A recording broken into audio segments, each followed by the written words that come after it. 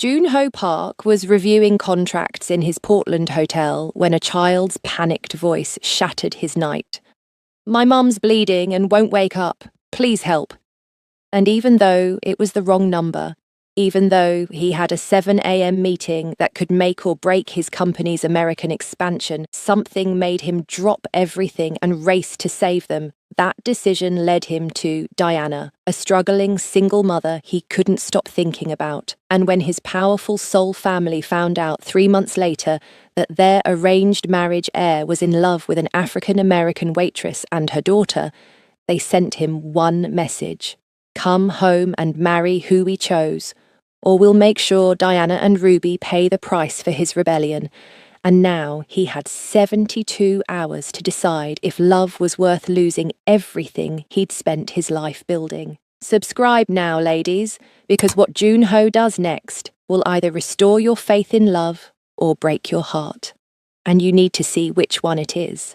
The phone rang at exactly 11:47 p.m., shattering the silence of Junho Park's hotel suite in downtown Portland. He'd been reviewing contracts for tomorrow's merger, his third cup of coffee growing cold beside him. The number on the screen wasn't one he recognized. Not his office, not his assistant, not the board members waiting back in Seoul. He almost didn't answer.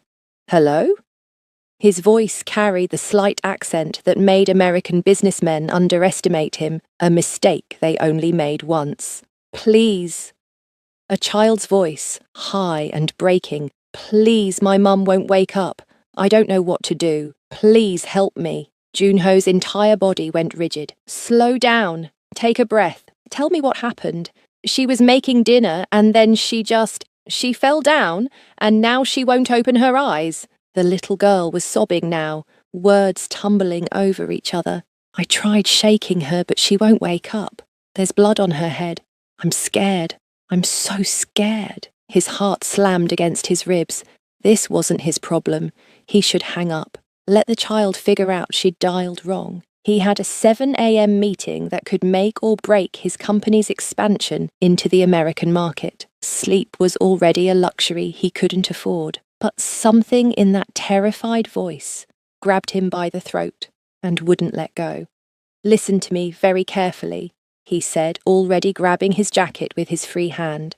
"What's your name?" "Ruby." "Ruby, you're very brave for calling. I need you to tell me your address. Can you do that?" She rattled off an address in southeast Portland. Junho was already pulling up his other phone, fingers flying across the screen as he dialed 911 on his second device. He kept Ruby on the first line, his voice steady and calm, even as he gave the emergency operator the information. "Is she breathing, Ruby? Put your hand near her mouth. Do you feel air?" "I think so." "Yes, it's slow though." "Good. That's good. Help is coming right now. I promise you, they're coming." He was in the elevator now, then striding through the hotel lobby. The valet looked startled as Junho barked his room number and demanded his car immediately. "Stay with me, okay? Don't hang up. Who are you?" Ruby's voice was small. "My name is Junho, and I'm not going anywhere until I know you're safe." He broke every speed limit getting to southeast Portland, Ruby's sniffling breaths his only companion. The neighborhood was rough, chain-link fences, bars on windows, the kind of place where people minded their business. The ambulance was already there when he pulled up, lights painting the building in red and blue. Junho took the stairs 2 at a time to the 3rd floor. The apartment door was open, paramedics working quickly over a woman on the kitchen floor. She was young, too young to have a 10-year-old daughter. He thought distantly. Dark hair spread around her head like a halo, one side matted with blood. Even unconscious, even injured, she was beautiful in a way that made his chest tighten. "Ruby," he called out. A little girl with her mother's dark hair peeked out from behind the couch, tears streaming down her face. She looked at him with wide, desperate eyes. "Junho?" Something cracked open inside his chest. He crossed the room and knelt beside her. "I'm here, just like I promised." She threw herself at him, tiny arms wrapping around his neck. He froze for a heartbeat. He didn't do this, didn't know how to comfort crying children, but then his arms came up automatically, holding her while she sobbed against his shoulder. "Sir, are you family?" one of the paramedics asked. Junho looked up, still holding Ruby. The word no was on his tongue, but what came out was, "I'm with them. How is she?" "Possible concussion, dehydration, exhaustion. We need to get her to the hospital now. Is there someone who can watch the child?" Ruby's grip on him tightened until it hurt. "Don't leave me. Please don't leave me too." Every logical part of Junho's brain screamed at him to walk away. He didn't know these people. He had responsibilities, obligations, an empire waiting for his decisions. His family back in Seoul would be furious if they knew he was even here, in this rundown apartment, making promises to strangers. "I'll follow the ambulance," he heard himself say. "Ruby stays with me." At the hospital, he sat in the waiting room, with Ruby curled against his side, finally asleep after exhausting herself with worry. The receptionist had tried to send them away. No family, no admittance.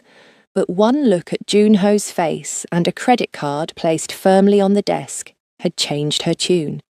He'd already paid for everything. The private room, the best doctors, whatever it took. He didn't know why. Couldn't explain it if someone asked. When they finally let him see her, dawn was breaking outside the windows. The woman, Diana, the nurses said, was awake but groggy. Her eyes found him immediately, brown and confused and still beautiful despite the hospital gown and the bandage on her temple. "Who are you?" Her voice was hoarse. "Where's Ruby?" "She's safe. She's sleeping in the waiting room."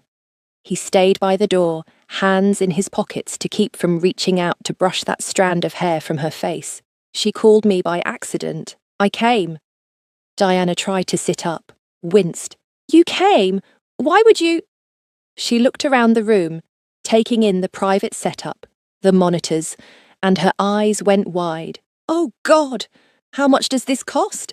I don't have insurance that covers—" "It's handled." "What do you mean it's handled?" Her voice rose, panic threading through it. "I don't even know you. I can't accept—" "Then don't think of it as accepting. Think of it as—" He paused, something shifting in his chest as he looked at her. This fierce, proud woman who'd rather argue from a hospital bed than accept help. Think of it as the beginning of something neither of us saw coming. Diana stared at him, and the air between them changed, charged, electric, like the moment before lightning strikes when every hair on your body stands up in warning. "I don't understand," she whispered. "Neither do I." Junho stepped closer, drawn by something he couldn't name. "But I think we're going to figure it out together." Her breath caught, and for a moment, the whole world narrowed to just the two of them. A stranger who'd raced through the night for her daughter. A woman who'd collapsed from exhaustion trying to survive. Two people whose lives had collided in a phone call that should never have connected. "What's your name?" Diana asked softly. "Junho Park, Diana." She reached out her hand, and when he took it, both of them felt the spark. "Thank you for saving my daughter's life. Maybe she saved mine," he said, and meant it more than he'd ever meant anything. Neither of them knew that this moment, this impossible chance encounter, was about to destroy and rebuild everything they thought they knew about their futures. Neither of them knew that walking away was already impossible. The hook was set, and both of them were about to get pulled under. Diana was released from the hospital 2 days later, against the doctor's wishes, but with her stubborn insistence. She had shifts to cover, bills that wouldn't pay themselves, and a daughter who needed her. What she didn't expect was Junho Park waiting in the lobby with Ruby, both of them holding coffee cups. Hot chocolate for Ruby, something that smelled expensive for her. "You're still here?" The words came out sharper than she intended, but the sight of him made her stomach flip in a way that felt dangerous. He stood, and God, he was tall, broader than she'd remembered through her medication haze. His suit probably cost more than 3 months of her rent, perfectly tailored to shoulders that looked like they could carry the world. Dark eyes tracked her movement as she approached, and there was something in that gaze that made her skin heat. "Mom!" Ruby crashed into her legs, and Diana hugged her daughter tight, breathing in the scent of her shampoo. "Hey, baby, I'm okay. I promise I'm okay. Mr. Park took me for pancakes," Ruby said, looking up at him with something close to worship. "And he helped me with my homework. He's really smart, Mum." Diana's jaw tightened. She met Junho's eyes over Ruby's head. "Can we talk? Privately?" He nodded, said something gentle to Ruby about waiting right there, and followed Diana to a quiet corner near the hospital chapel. She whirled on him the moment they were alone. "I can't pay you back." The words tasted like ash. "Whatever you spent on the hospital, the room, the doctors, I can't pay it back. Not now, probably not ever. I work 3 jobs and I still barely make rent." Junho leaned against the wall, hands in his pockets, watching her with an intensity that made her want to run or move closer. She couldn't decide which. "I don't want you to pay me back. Everyone wants something." Diana crossed her arms, a defensive barrier. "So what is it? What do you want?" His eyes dropped to her mouth, just for a second, but she caught it, felt it like a physical touch. When he looked back up, there was heat there that made her breath catch. "Have dinner with me. Tomorrow night." She laughed, sharp and bitter. "Are you serious? You think I'm going to—" "What? Sleep with you because you paid my hospital bill? I'm not that desperate." Something flashed in his expression.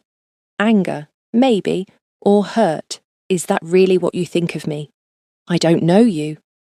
But even as she said it, she was remembering his voice on the phone, steady and calm while her world fell apart. The way he'd held Ruby in the waiting room, how he'd looked at Diana like she was something precious instead of something broken. "I don't know what you want from us." Junho stepped closer, and Diana's back hit the wall. He didn't touch her, but he was close enough that she could smell his cologne, something dark and expensive that made her head spin, close enough to see the flecks of gold in his brown eyes. "I want to have dinner with a woman who works herself to exhaustion for her daughter," he said quietly, "who collapsed in her kitchen from dehydration because she gave Ruby the last of the orange juice, who woke up in a hospital and immediately started worrying about money instead of her own health." His voice dropped lower. "I want to know why someone so strong thinks she has to carry everything alone." Diana's heart was hammering. "You investigated me. The hospital needed information. Your landlord was very chatty." He still hadn't touched her, but she felt surrounded by him, overwhelmed. 3 jobs, diner waitress, night cleaning crew, weekend retail. Ruby stays with your neighbour, Mrs. Chen, when you work nights. You're 2 months behind on rent. Your car died 3 weeks ago, so you take 2 buses to get to work. You haven't bought yourself new clothes in over a year. Shame burned through her, hot and acidic. "Stop." "Why?" His hand came up, fingertips barely grazing her jaw. That small touch sent electricity racing down her spine. "Why does it embarrass you that you're remarkable?" "I'm not—" Her voice broke. "I'm failing at everything. I can barely feed my daughter. I passed out making spaghetti. That's not remarkable. That's pathetic. That's survival." His thumb traced her cheekbone, feather light. "And I'm offering you a way out." Diana's breath caught. "What?" Junho stepped back, giving her space to breathe again. All business now, like that moment of intimacy had been her imagination. "I need a personal assistant, someone who knows Portland, who can help me navigate American business culture for the next 6 months. Someone organised, hard-working and capable of thinking on their feet." His lips curved slightly. Someone who yells at strangers in hospital corridors. You're offering me a job. She couldn't process it. Why? Because you need one. Because Ruby needs her mother healthy and present. Because... He paused, something raw crossing his face. Because when your daughter called me, terrified and alone, and I heard your voice in the background, unconscious on that floor, something in me broke. I can't explain it. I don't understand it. But I know I can't walk away from this. From you.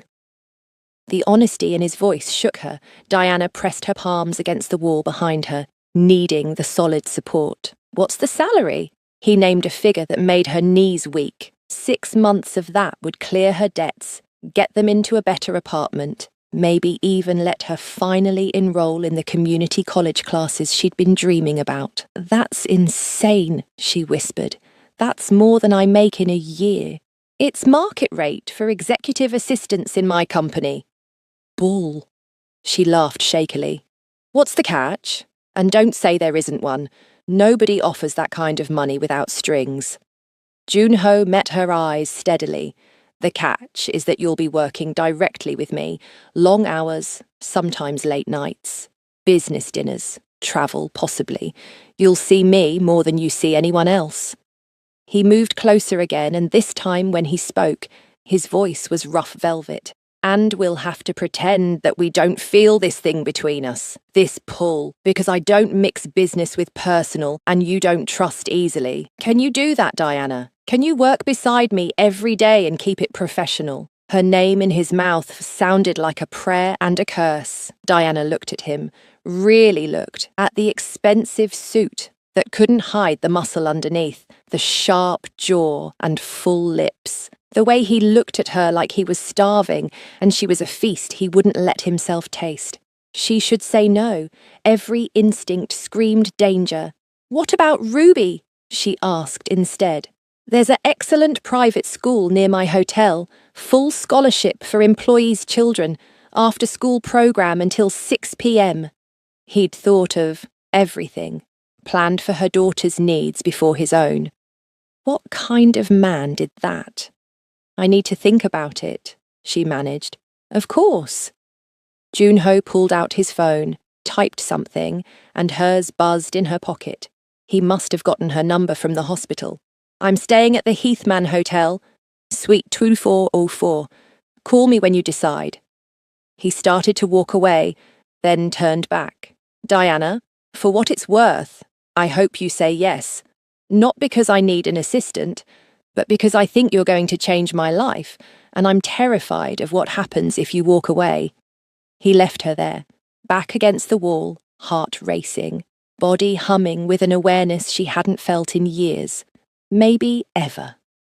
That night, after Ruby was asleep, Diana stood at her apartment window, looking out at the city lights. She could say no, keep grinding through her 3 jobs, keep surviving by her fingernails, keep safe. Or she could say yes to the stranger who'd driven through the night for her daughter, the man whose touch had lit her skin on fire, the one who looked at her like she was worth something more than survival. Her phone was in her hand before she made a conscious decision. I'll take the job. When do I start? His response came 30 seconds later. Tomorrow.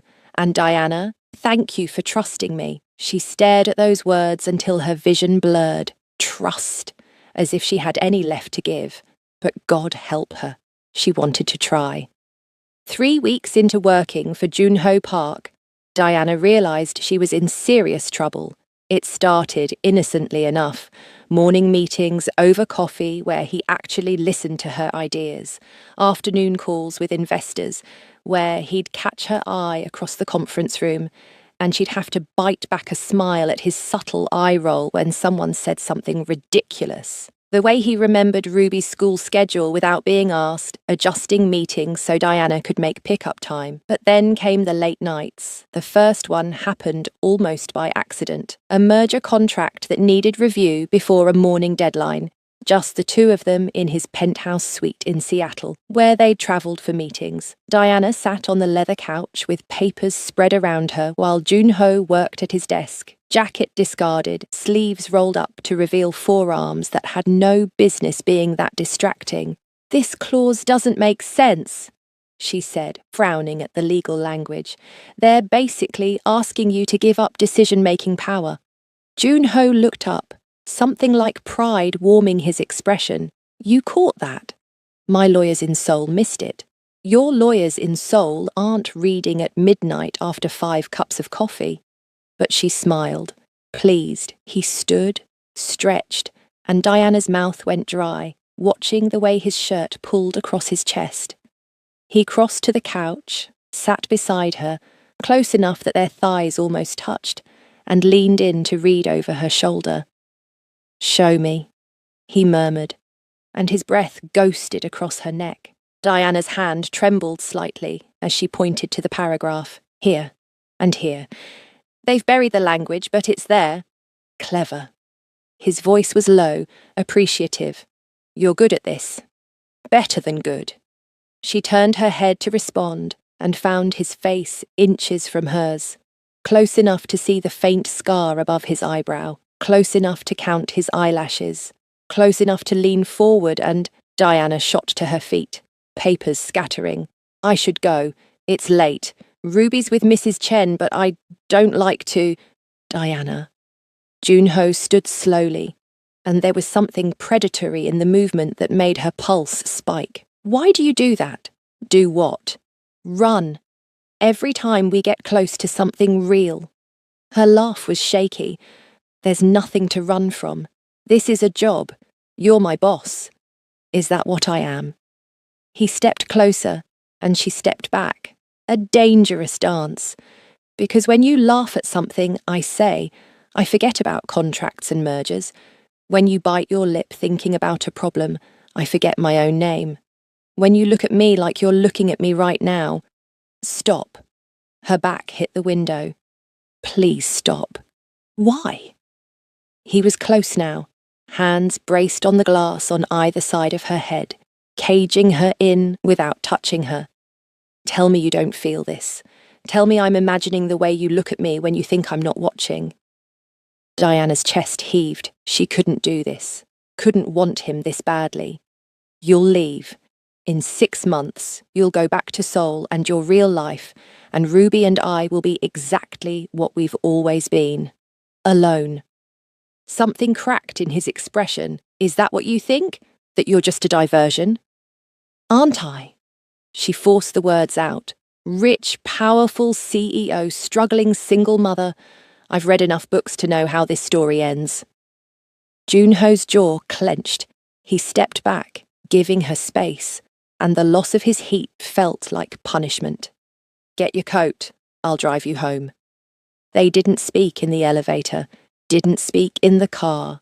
The silence was thick with everything unsaid, everything they both wanted but couldn't reach for. When he pulled up to her building, Diana's hand was on the door handle when his voice stopped her. "My family has arranged my marriage."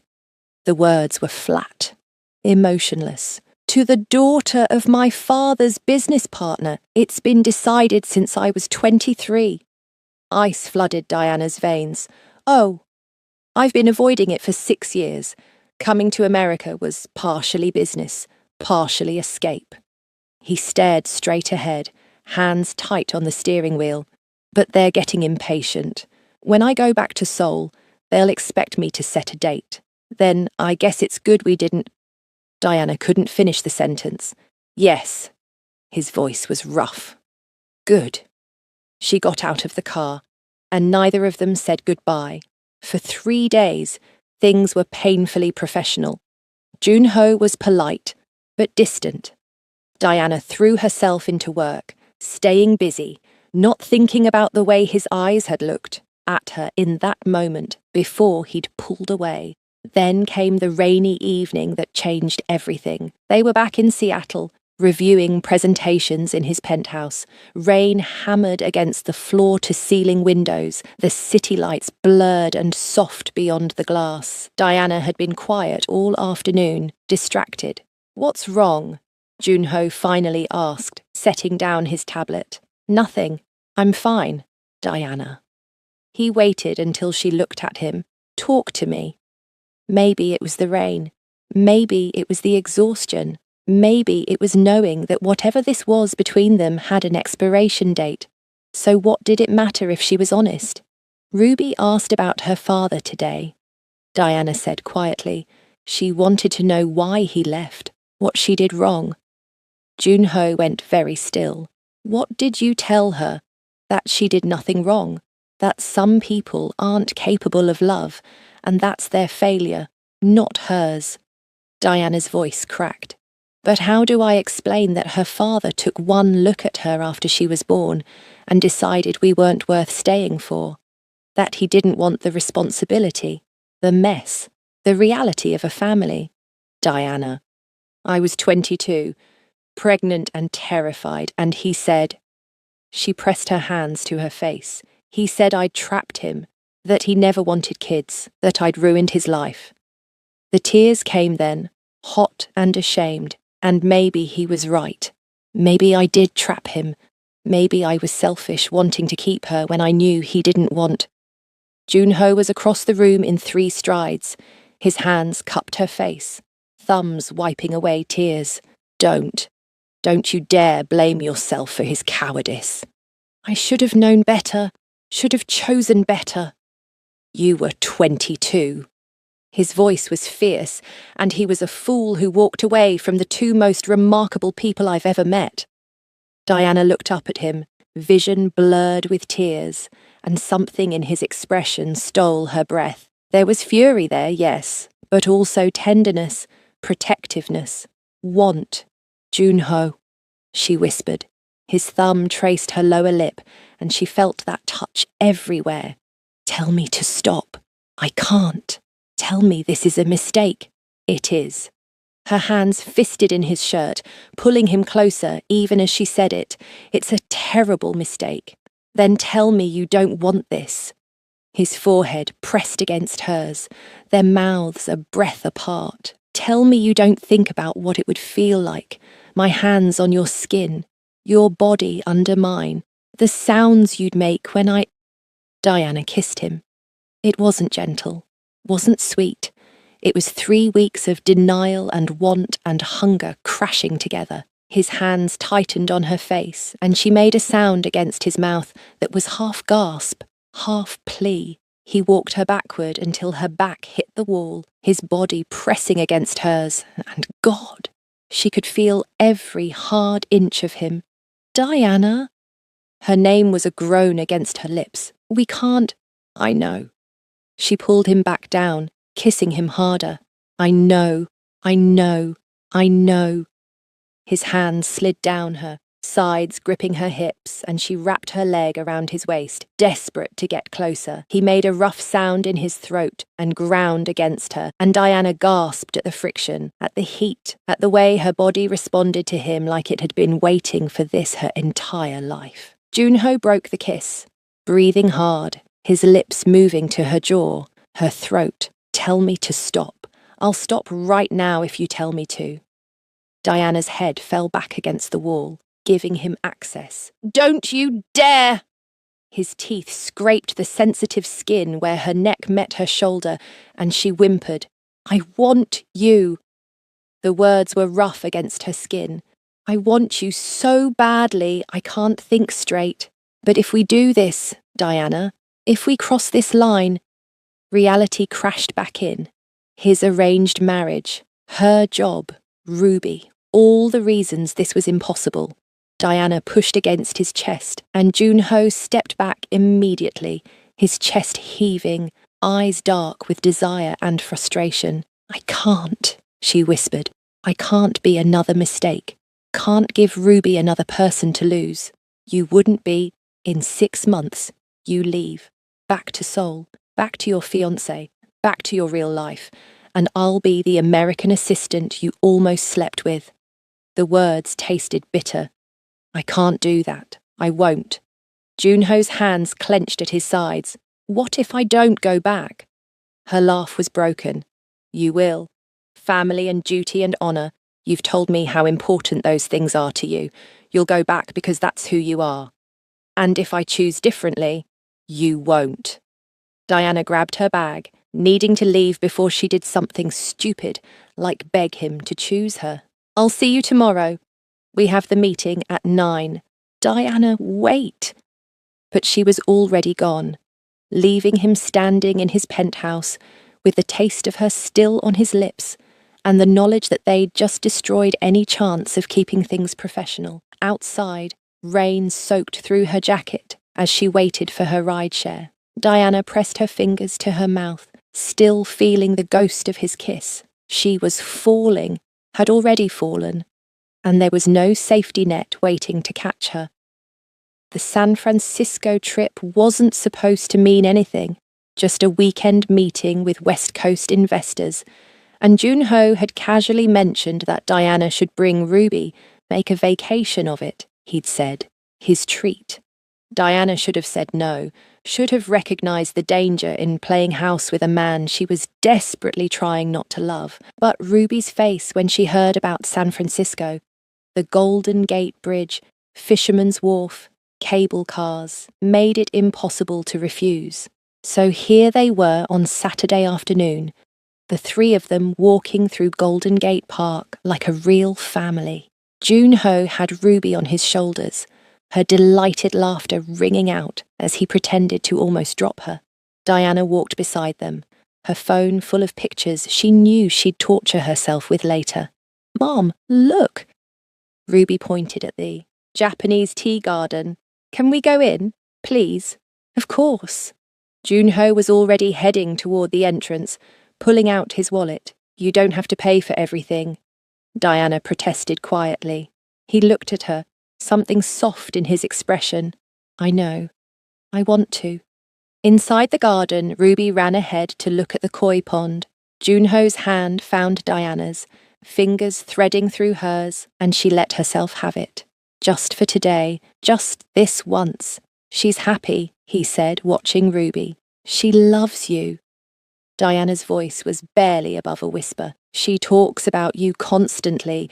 Mr. Park this, Mr. Park that. You've become her hero. His grip on her hand tightened. And what have I become to you?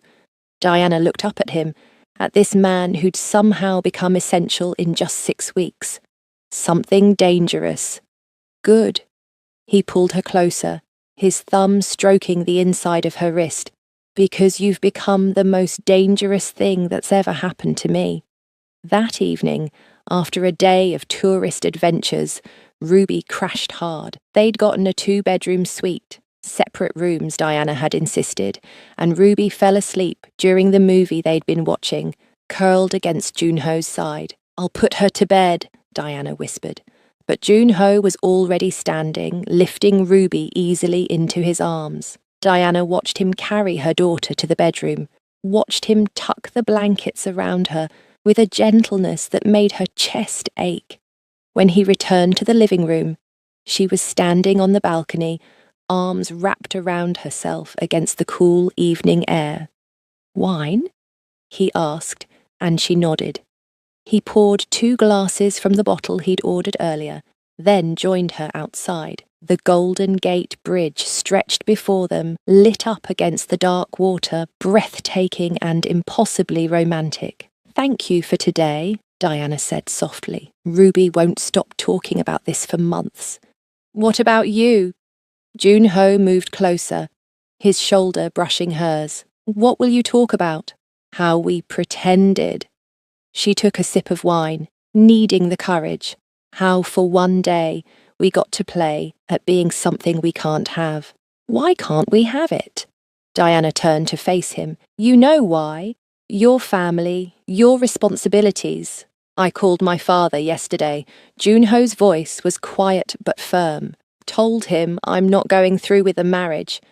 The wine glass almost slipped from Diana's fingers. What? I can't marry someone else when I'm in love with you. The world tilted. Junho, I know it's fast. I know it's crazy. I know every logical reason this shouldn't work. He set down his wine, took hers and set it aside too, then pulled her close. But I'm in love with you, Diana, with your strength and your stubbornness and the way you make me laugh, with how you love Ruby with everything you have, with the way you look at me like I'm worth something more than my bank account. Diana's heart was hammering. You can't just. Your family will disown you. Your company. I'm restructuring, setting up an American division I can run from here. His hands cupped her face. I'm staying, Diana. Not for 6 months. Not temporarily. I'm staying. For me? Her voice broke. You'd give up everything for me. No. He pressed his forehead to hers. I'd be giving up duty and obligation and a life that was never really mine. What I'm choosing is you, us, the life we could build together. Diana's hands fisted in his shirt. What if it doesn't work? What if you wake up one day and regret? The only thing I'll regret is if I let you go. His thumb traced her cheekbone. Tell me you don't feel this. Tell me I'm alone in this and I'll back off. I'll finish out the contract and leave and never bother you again. I can't. Tears burned her eyes. I can't tell you that, because it would be a lie. Then what are you so afraid of? Everything. The word was a sob. I'm afraid of how much I need you, how much Ruby needs you. I'm afraid you'll realise we're not worth the sacrifice. I'm afraid of being left again, and this time it'll destroy me because you... Her voice cracked. You made me believe in this. In us. Junho kissed her tears away, gentle brushes of his lips against her wet cheeks. I'm not him. I'm not your ex-husband who ran when things got hard. I'm the man who's choosing you every single day. Prove it, Diana whispered. His eyes darkened. How? Instead of answering, she pulled him down into a kiss, not like the desperate, fighting kiss in his penthouse weeks ago. This was different, deeper. A promise and a surrender all at once. Junho made a low sound in his throat and hauled her closer, one hand tangling in her hair, the other gripping her hip hard enough to bruise. Diana gasped against his mouth, and he took advantage, his tongue sliding against hers in a way that made her knees weak. Inside, she managed when they broke for air. Ruby is asleep. But he was already walking her backward into the suite, kicking the balcony door closed behind them. Tell me if you want to stop. Don't stop. Diana pulled his shirt free from his pants, her hands finding bare skin. Don't you dare stop. They made it to his bedroom door, before Junho pressed her against the wall, his mouth on her throat, his hands everywhere. Diana arched into him, gasping when his teeth scraped that sensitive spot below her ear. Do you know how many nights I've imagined this? His voice was rough velvet. How you'd taste, how you'd sound, the way you'd feel wrapped around me. Show me. Her hands were working at his belt, desperate. Show me everything. Junho lifted her, and Diana wrapped her legs around his waist as he carried her to the bed. He laid her down carefully, following her down, covering her body with his. The weight of him, the heat, it was overwhelming and not nearly enough. You're wearing too many clothes, Diana breathed, tugging at his shirt. He sat back, yanked it over his head, and Diana's mouth went dry. She'd known he was built, had felt those muscles under tailored suits, but seeing him like this, golden skin stretched over hard plains, was something else entirely. Your turn. His hands found the hem of her blouse, and she lifted her arms, letting him pull it free. His eyes tracked over her, dark with hunger. You're so beautiful it hurts to look at you. Then, his mouth was on her skin, her collarbone, the swell of her breast above her bra, down her stomach, and Diana stopped thinking entirely. There was only sensation, only pleasure, only the feeling of his hands and mouth learning every inch of her. Junho! She gasped when his fingers found the button of her jeans. Please. Please what? He looked up at her, eyes wicked. Tell me what you want. You. All of you. Now. He stripped her jeans away, then his own, and when he settled between her thighs, Diana had never felt more exposed or more desperate. I love you, he said, and kissed her slowly, deeply, as his body pressed into hers. Diana cried out, her back arching, hands clutching at his shoulders. It was too much and not enough, pleasure bordering on pain, the feeling of being completely filled and utterly claimed. Junho moved slowly at first, letting her adjust, but Diana wasn't having it. She wrapped her legs tighter around him, urging him deeper, faster. Diana! His control was slipping. She could see it in the tight line of his jaw, the tension in his shoulders. Don't hold back, she whispered against his ear. I won't break. Something snapped. His rhythm turned demanding, almost rough, and Diana met him thrust for thrust, chasing the pleasure building between them. His mouth found hers, swallowing her gasps and moans. His hand slipped between them, fingers finding that perfect spot, and Diana shattered. She came apart in waves, crying out his name, and Junho followed seconds later, burying his face in her neck as his body shuddered against hers. For long moments they lay tangled together, hearts hammering, breathing ragged. Junho rolled to his side, pulling Diana against him, pressing kisses to her temple, her cheek, her shoulder. This can only be temporary, Diana whispered, even as her body moulded perfectly to his. Junho's arms tightened around her. No, this is forever. I'm not letting you go. Your family will adjust, or they won't. Either way, you're mine now. He tilted her face up to kiss her softly. And I'm yours, completely. No expiration date, no going back. Diana wanted to argue, to list all the reasons this couldn't work, but lying in his arms, feeling safer and more wanted than she'd ever felt in her life, the arguments died on her tongue. I love you, she said instead. God help me, I love you. Then let me love you back.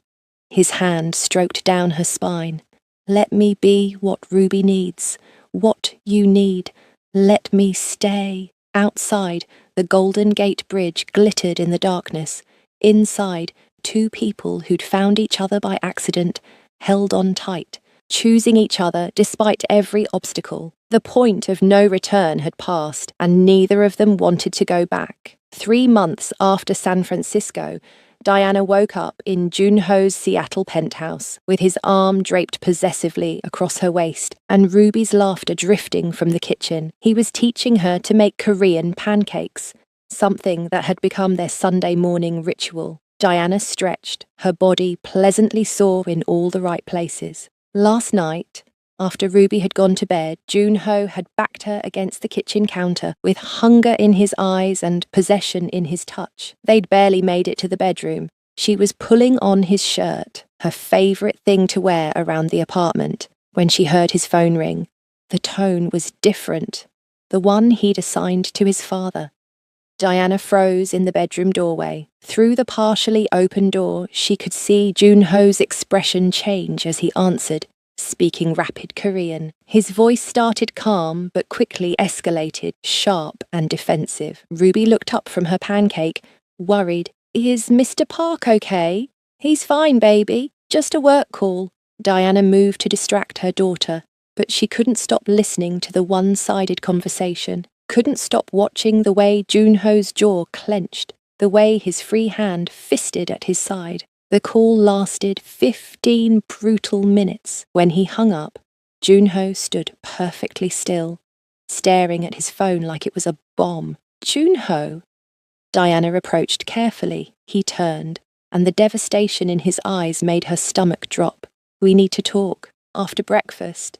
Those 4 words killed something inside her. An hour later, Ruby was absorbed in her tablet with headphones on. Junho sat across from Diana at the dining table, and the distance felt infinite. My father knows about us, he said quietly. Someone sent him photos. You and me in San Francisco, Ruby on my shoulders. Us kissing outside that restaurant last week. Diana's blood ran cold. What does that mean? He's demanding I return to Seoul immediately. The engagement to Sun-hee. He rubbed his face. Her family is threatening to pull out of a major deal if I don't honour the arrangement. We're talking hundreds of millions of dollars, thousands of jobs. So, you're leaving? The words tasted like ash. I don't want to, but you are. It wasn't a question. Junho reached for her hand, but Diana pulled back. Diana, please. I need time to figure this out, to make them understand. Understand what? That you fell in love with your American assistant and her daughter, that you want to throw away your family legacy for us. Her laugh was bitter. I told you this would happen. I told you they'd make you choose. And I choose you. He stood circling the table. But I can't just walk away without trying to find a compromise. My family's company employs 15,000 people. If this deal falls through, so it's about money. It's about responsibility. His voice hardened. Something I know you understand. Would you abandon Ruby if someone told you to choose between her and something else? The comparison stung because it was accurate. Diana stood, putting more distance between them. How long? 2 weeks, maybe 3. I'll go to Seoul, talk to my father face to face, make him see that what? That we're worth the sacrifice. Diana wrapped her arms around herself. What if you get there and realise we're not? What if you see Sun-hee and remember why your family chose her? What if... Stop. Junho grabbed her shoulders. That won't happen. You don't know that. Tears burned her eyes, and I can't sit here waiting for you to decide if we're worth fighting for. I won't do that to myself. I won't do that to Ruby. What are you saying? Diana pulled free of his grip. I'm saying that maybe this was always going to end this way. You go back to your world, and Ruby and I go back to ours. No. His voice cracked. Diana, no, that's not what's happening here. Isn't it? She was crying now, unable to stop. 3 months ago, I knew better. I knew this would end, but you made me believe. Her voice broke. You made me believe in forever, and I was stupid enough to trust it. You're not stupid, and this isn't over. Then prove it. Diana wiped her tears angrily. Don't get on that plane. Choose us right now, today. The silence stretched between them like a chasm. I have to go, Junho finally said. Not because I want to, but because I owe my family a chance to understand. I owe 15,000 employees who depend on my company for their livelihoods. But I'm coming back, Diana. I swear to you, I'm coming back. Don't. The word was barely a whisper. Don't make promises you might not keep. He reached for her again, but Diana stepped back. I need to think. Ruby and I are going back to Portland, today, Diana. Go to Seoul. Have your meeting. Make your choice. She looked at him, memorising every line of his face. But don't expect us to be waiting when you get back. The flight to Seoul was the longest 13 hours of Junho's life. He'd left Diana and Ruby at the penthouse, had watched Diana pack their things with mechanical precision, while Ruby cried, not understanding why they were leaving. Is it because of the phone call? Ruby had asked him, her small face devastated. Did I do something wrong? Junho had knelt down, pulling her into a hug. You did nothing wrong. You're perfect. This is grown-up stuff, okay? But I promise. Don't promise her things you might not deliver. Diana had cut in, her voice ice. Now, staring out the plane window at the dark Pacific Ocean below, Junho replayed that moment. The way Diana had looked at him, like he'd already betrayed her. Maybe he had. His phone buzzed with a message from Diana. His heart leapt until he read it. I quit. I've transferred all your files to your Seoul assistant. Good luck with everything. No, I love you. No, come back to me. Just a clean, professional severance. Junho tried calling. It went straight to voicemail. He tried again. Same result. By the third attempt, he understood. She'd blocked him. In Seoul, his father waited at the family estate with Sun-hee and her parents. The woman he was supposed to marry was beautiful, accomplished, perfect on paper. She was also a stranger who looked at him with polite interest and nothing more. "You've embarrassed this family," his father said in Korean, his voice cold, "playing house with some American woman and her bastard child." Junho's hands clenched into fists. "Don't speak about them that way. I'll speak however I want about the people who nearly destroyed a billion-dollar deal." His father poured himself whiskey. "You will marry Sun-hee. You will take over as CEO. You will forget about this American distraction. She's not a distraction. I love her."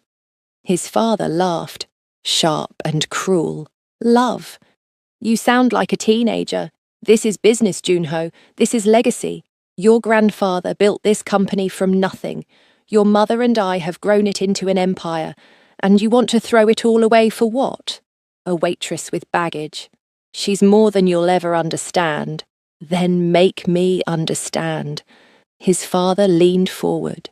"Explain to me how this woman is worth 15,000 jobs, worth your family's respect, worth everything we've built." Junho opened his mouth, closed it, because how could he explain Diana to someone who measured worth in dollars? How could he describe the way she made him laugh, made him want to be better, made him feel like more than just a CEO? How could he quantify Ruby's trust, her love, the way she'd started calling him Dad when she thought he couldn't hear? "That's what I thought," his father said. "You'll marry Sun-hee in 3 months. The engagement will be announced tomorrow." That night, alone in his childhood bedroom, Junho tried calling Diana again, still blocked. He tried emailing, no response. He called her neighbour, Mrs. Chen, who answered but said Diana had asked her not to give him any information. "She's hurting," Mrs. Chen said quietly. "That girl loved you, really loved you, and you left. I'm trying to fix this, to make it right for everyone." "Sometimes you can't make everyone happy, Mr. Park. Sometimes you have to choose." She hung up. For 2 weeks, Junho went through the motions, met with Sun-hee over formal dinners, where they discussed business strategy and nothing personal, sat through meetings about the engagement party, the wedding venue, the merger details, smiled for photos that would announce his engagement to the Korean press. Every night, he stared at pictures of Diana on his phone, Diana laughing, Diana with Ruby, Diana in his bed, sleep soft and beautiful, looking at him like he was her whole world. He'd destroyed that, had made her believe in forever, and then gotten on a plane. In Portland, Diana wasn't doing any better. She'd moved back to her old apartment, picked up shifts at the diner again. Ruby cried herself to sleep, asking for Junho. Diana's own pillow was damp every morning. She'd seen the news articles, the engagement announcement, photos of Junho with Sun-hee, both of them looking perfect together. It shouldn't hurt this much. She'd known how this would end, but knowing and surviving were different things. "Mom." Ruby appeared in her doorway, clutching the stuffed panda Junho had won her at the fair. "Is he coming back?" Diana's heart shattered all over again. "No, baby, I don't think so. Did he stop loving us? No." That much Diana knew was true. She'd seen his face when he'd left. But sometimes love isn't enough. On day 14, Junho stood in his father's office with an envelope in his hand. Inside was his resignation, his refusal of the marriage, his choice. "If I sign this," his father said, not even looking at the papers, "you'll have nothing. No company, no family, no legacy. I'll have everything that matters," Junho said. His father's laugh was cruel. "And when the money runs out, when that woman realizes you've given up billions for her, how long before she resents you?" "She won't." "You're a fool." "Maybe." Junho straightened his shoulders. but I'm a fool who knows what actually matters. And it's not this. He walked out of the office, out of the estate, and didn't look back. Now he just had to pray that Diana would give him a chance to prove he'd chosen right, that she hadn't given up on them completely, that he wasn't already too late. Diana was working the dinner shift at the diner when the door chimed. She didn't look up, just grabbed her pad and called out, "Sit anywhere. I'll be right with you. I'll take the corner booth, if the waitress doesn't mind serving me." Her pen clattered to the floor. She spun around, and there he was. Junho Park, looking exhausted and rumpled in jeans and a wrinkled shirt she'd never seen him wear. His hair was messy, he had 2 weeks of stubble, and he was the most beautiful thing she'd ever seen. "What are you doing here?" Her voice came out strangled. "I chose you." He took a step closer, and every customer in the diner was suddenly very interested in their conversation. "I chose you, Diana. I walked away from everything. The company, the marriage, my family. I chose you and Ruby, and I need you to give me a chance to prove it." Diana's hands shook. "You can't just show up here and—" "I resigned. Told my father I wouldn't marry Sun-hee. He disowned me on the spot." Junho pulled papers from his jacket, laid them on the nearest table. "These are legal documents transferring my shares to my cousin. I kept enough to be comfortable, but the empire, the legacy, I gave it all up. Why?" Tears were streaming down her face now. "Why would you do that?" "Because loving you isn't a sacrifice. It's the first real choice I've ever made." He crossed the space between them, and she didn't pull away when he cupped her face. "Because Ruby asked me before I left if I was going to be her dad for real, and I want to answer yes. Because I've spent 2 weeks in Seoul feeling like I couldn't breathe without you." "You got engaged," Diana whispered. "I saw the photos. Photos my father released without my permission. I never agreed, never signed anything, never touched her." His thumbs wiped her tears. "The only woman I want to touch is you. The only family I want is you and Ruby. The only life I want is whatever we build together." Diana's boss called out, "Honey, take your break. We've got this covered." The entire diner murmured agreement, some people openly crying. Junho pulled Diana outside into the parking lot, where the Portland rain was just starting to fall. "I bought a house," he said, pulling up photos on his phone with shaking hands. "In Boston. It's close to a great school district for Ruby. Near Boston University, where you could finally get your degree. There's an office for me to run my consulting firm. I'm starting over, building something new, something that's actually mine." "You bought a house?" Diana couldn't process it. 4 bedrooms, big backyard, walking distance to a park. He scrolled through photos. "This room could be Ruby's. This one could be a guest room for Mrs. Chen when she visits. This one—" his voice softened. "This one could be a nursery. Someday. If you want." Diana's breath caught. "Junho!" "I know I hurt you. I know I left when I should have stayed. I know trusting me again is asking everything." He pocketed his phone and took both her hands. "But I'm here now, and I'm not going anywhere. I'm asking you to marry me, Diana. Not because it's convenient or expected, but because I love you so completely that nothing else makes sense without you." He dropped to one knee right there in the rain-soaked parking lot, and Diana gasped. From his pocket, he pulled a small velvet box. "This isn't about money or status or anything except us." He opened the box to reveal a simple, elegant ring. "Will you marry me? Will you let me spend the rest of my life proving I chose right? Will you let me be Ruby's father and your partner and the man who gets to wake up next to you every morning?"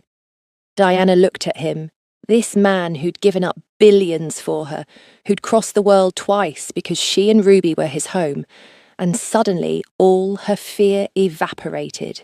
"Yes." She laughed through her tears. "Yes, you impossible, wonderful man. Yes." Junho surged to his feet, slipping the ring on her finger before kissing her so deeply that the diner patrons watching through the window burst into applause. Diana kissed him back, tasting rain and salt and promise. "I love you," she whispered against his mouth. "I never stopped, even when I tried to." "I know." He pressed his forehead to hers. "Now, take me home. I need to see Ruby. I need to tell her I'm never leaving again." Ruby's reaction was everything. She'd been doing homework at Mrs. Chen's apartment when Diana and Junho walked in together, and the little girl went completely still. "You came back," she whispered. "I came back." Junho knelt down. "And I'm not leaving. Not ever. If you'll have me, I want to be your dad. For real. Forever." Ruby launched herself at him, sobbing. "I thought you didn't want us anymore." "Never?" He held her tight, his own eyes wet. "You and your mum are everything, everything that matters. And I'm sorry I left. I'm sorry I scared you. But I promise, I swear on everything, I'm here now and I'm staying." "Really?" Ruby pulled back to look at his face. "You're really going to be my dad? If your mum says yes to marrying me," which she did. He showed Ruby the ring on Diana's finger. Ruby screamed with joy, jumping up and down. Mrs. Chen cried. Diana watched Junho with her daughter and felt something settle deep in her chest. This was real. This was happening. They were going to be a family. The wedding was 6 weeks later in a small chapel in Portland. Diana wore a simple white dress that made Junho's breath catch when he saw her. Ruby was the flower girl in a pale pink dress, taking her job very seriously. Mrs. Chen cried through the entire ceremony. "I, Junho, take you, Diana, to be my wife," he said, his voice steady and sure. "I promise to choose you every day, to build our life together with honesty and partnership, to be the father Ruby deserves, to love you when it's easy and when it's hard, to never make you doubt that you're my whole world." Diana's vows were simpler. "I promise to trust you, to let you love us, to build something beautiful with you, and to never let you forget that you're the best thing that ever happened to us." When the officiant said, "You may kiss your bride," Junho pulled Diana close and kissed her like they were the only two people in the world. Ruby cheered. Mrs. Chen sobbed harder, and Diana thought, this is what forever feels like.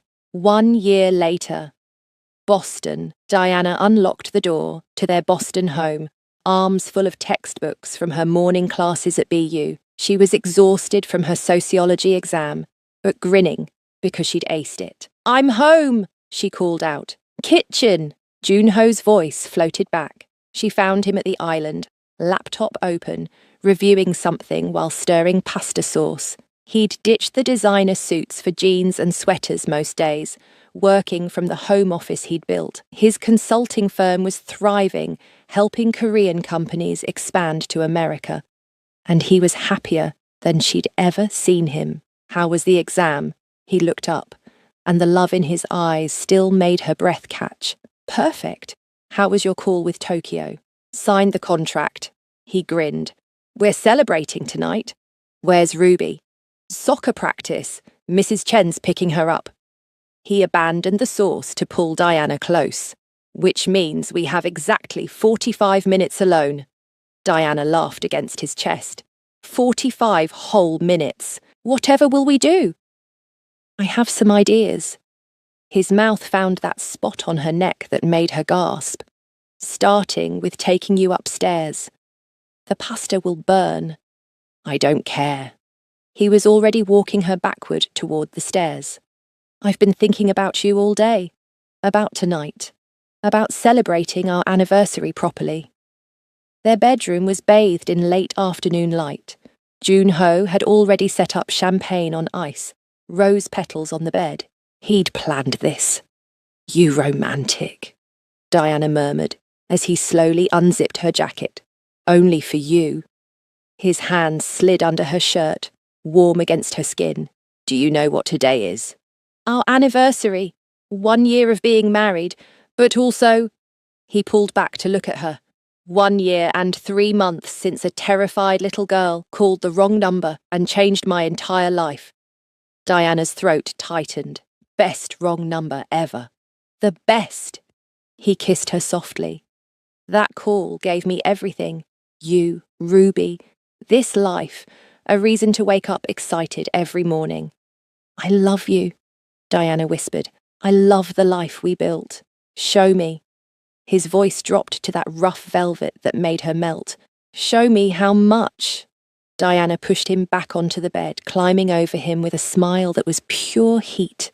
45 minutes, you said. I can be quick. His hands gripped her hips as she ground against him. Or we can take our time and let the pasta burn. Take your time. She leaned down to kiss him, deep and demanding. We can always order pizza. Junho flipped them over, and Diana gasped as his weight pressed her into the mattress. His mouth traced down her throat, her collarbone, lower. Have I mentioned that I love you? Not in the last 5 minutes. Then I'm slacking. He looked up at her, eyes dark with desire and devotion. I love you, Diana Park. I love the life we're building. I love that Ruby calls me Dad now. I love watching you chase your dreams. I love everything about this messy, beautiful, unexpected life. Make love to me, Diana whispered. We can talk after. They came together with the desperate tenderness of people who'd fought for this, who knew how easily it could have been lost. Diana cried out as Junho moved inside her, as his hands found all the places that drove her wild, as they chased pleasure together like they'd done 100 times before and would do 1,000 times more. Later, tangled in sheets with champagne forgotten and pasta definitely burned, Diana traced patterns on Junho's chest. Do you ever regret it? She asked quietly, giving up everything. Every day, he said, and her hand stilled until he caught it, brought it to his lips. I regret that I didn't do it sooner, that I wasted even 2 weeks trying to make everyone else happy, but giving up money and status for you, never, not once. I'm pregnant, Diana blurted out. Junho went completely still. What? I found out yesterday, wanted to wait for today to tell you.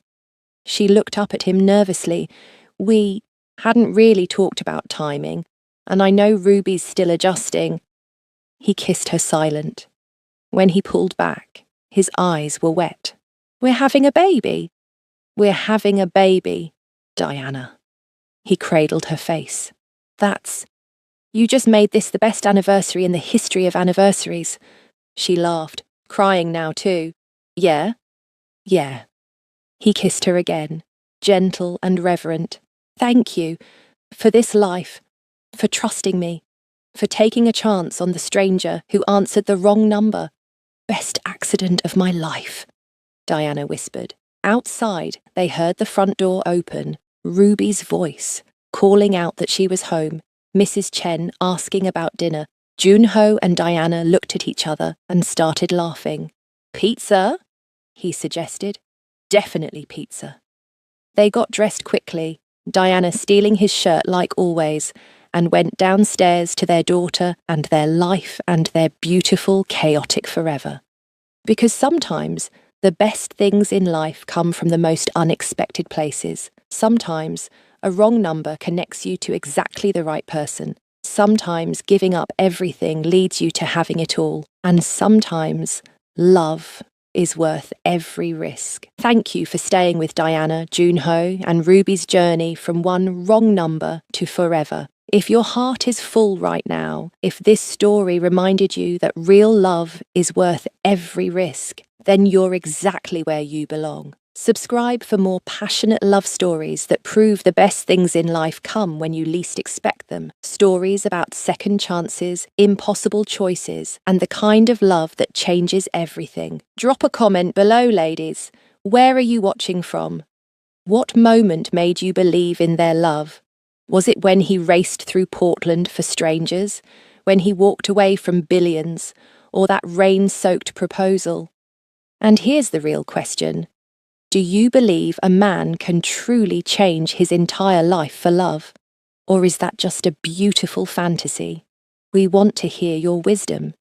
Hit that like button if you believe some people are worth risking everything for, and share this with a friend who needs to remember that fate works in mysterious ways, sometimes through a little girl's wrong number at midnight. Until next time, keep believing that the universe has bigger plans than we can imagine, and that sometimes the wrong path leads us exactly where we're meant to be. See you in the next story, ladies.